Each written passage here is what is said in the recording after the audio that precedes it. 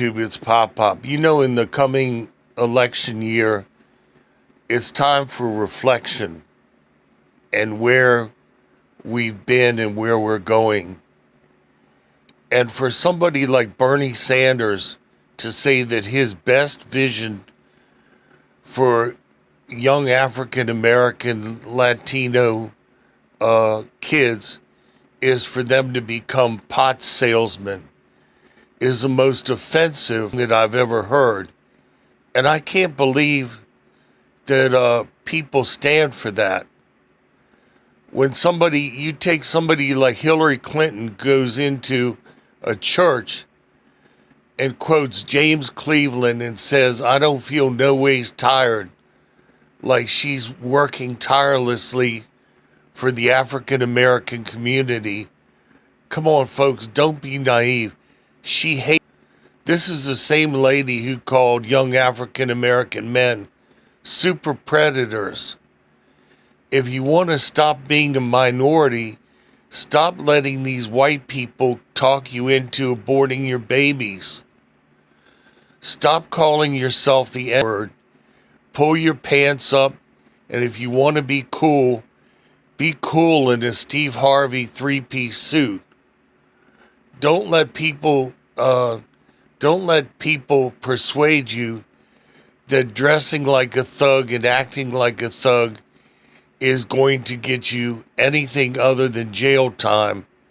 And these same people say that if you're nice and articulate that you're being a Tom.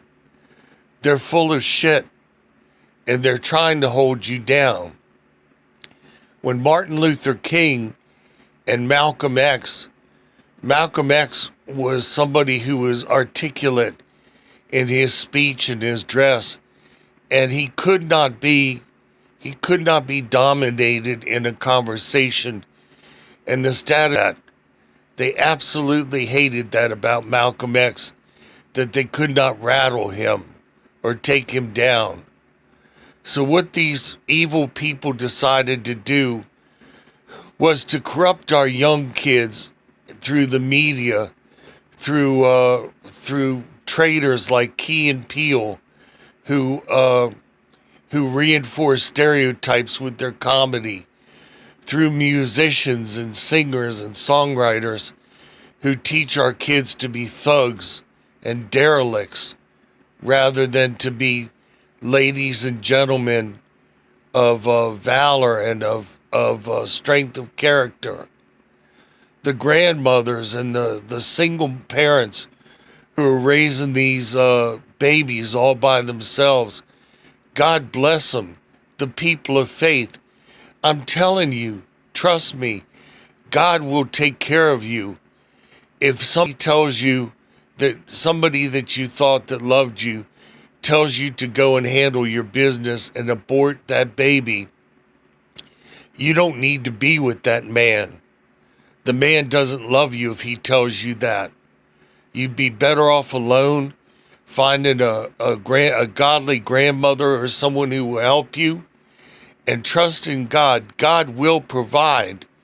And for you people who yell at people that are walking into an abortion clinic to kill their baby, you don't know the circumstance that girl is under. And instead of yelling at the girl, you should be offering any type of assistance that you can. Maybe a little gas money, or maybe a used car, or a place to stay, or some meals, or some emotional help. Anything like that you can do for a person. God will bless you for it. But just standing there and yelling at each other and cussing each other out doesn't do anybody good.